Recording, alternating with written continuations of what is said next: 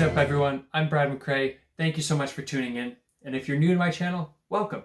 If you love to learn about all things real estate, including buying and selling tips, do-it-yourself guides for the home projects, and just things to do around the house with you and your family, and lastly, of course, what's happening in Toronto and the surrounding areas, feel free to hit that subscribe button, lightly tap the notification bell to stay up to date with everything I'm doing. If you do find value in this video, I do appreciate if you just write a little comment below or even give me a thumbs up just to show me that I'm on the right track. I'm going to be continuously and consistently putting out content just like this, and I hope you stay tuned. If you have any ideas or something you want to learn, don't hesitate to comment or private message me, and I'll be happy to share my information with that. Of course, I have to say, if you or anyone you know is looking to buy, sell, or even just chat about real estate and what's happening in the world, don't hesitate to reach out. Myself and my team would be happy to help you. Today, I'm going to tell you the things you need to know before moving to Toronto. And this is going to be completely open, honest, and kind of transparent with the city.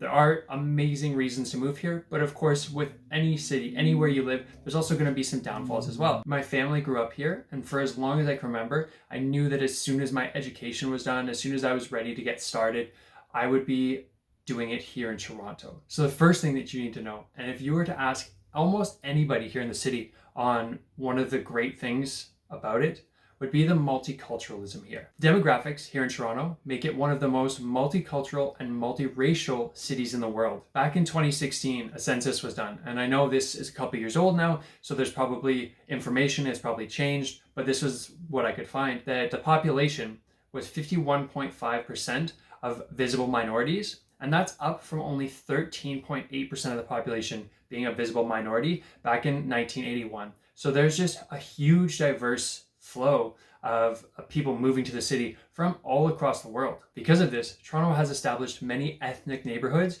that truly show off the diversity here in Toronto, such as Koreatown, Corso Italia, Little Italy, Little Portugal, Little India, Greek Town, Little Jamaica, and Roncesvalles, just to name a few. With all the individual ethnic neighborhoods throughout Toronto comes a wide variety of different authentic experiences and food. That is one of the best parts of the city, is the food that's here. So a lot of the individual neighborhoods will actually have street festivals throughout the year to showcase and to express their cultural backgrounds. The second thing you need to know about Toronto that is always talked about, and it's even being talked about to the point of there are viral memes, there are viral images going around of the construction. It is always under construction. Toronto is always under construction.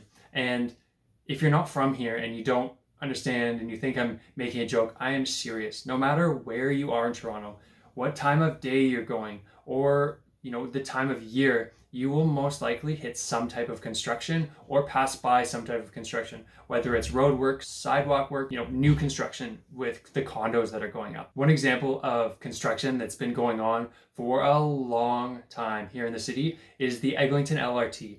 It actually started construction back in 2011 and was supposed to be done this year, 2020, but it's been pushed back to 2021. And I honestly have no hope of it being done then. Hopefully, by the time you watch this video and you move here, you won't have to deal with the construction on Eglinton. Reason number 3 is if you were to ask anybody, almost anyone, of one of the reasons why they're here or what their favorite thing about Toronto is, it's going to be that there's always something to do.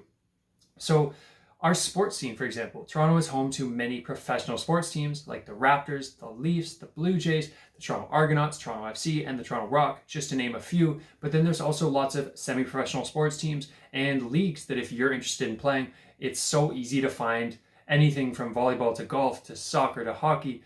You can find sports teams everywhere here. If you're an avid sports fan, you definitely have a lot to choose from. Not only do we have a ridiculous sized sports scene, we also are a leading spot for the performing arts. So Toronto offers many top-notch performing arts spaces, from ballet to opera to musical theater and more. And we also, not only is there a wide range, but there's also a variety of professional, high-quality productions that are being put on, as well as a lot of smaller scale productions that are put on throughout the city. There is something for every interest, every taste. If you're into maybe just going out and getting some exercise or going for a walk, you're also not going to be disappointed. Toronto is home to I believe it's 1,600 parks all throughout the city, all through the Greater Toronto area. But on top of that, there are a lot of very, very beautiful parks and beautiful areas. Maybe just going for a walk or going for a bike ride, going for a picnic is more your style. You're not going to be disappointed. Gorgeous public spaces make this city a beautiful place to live,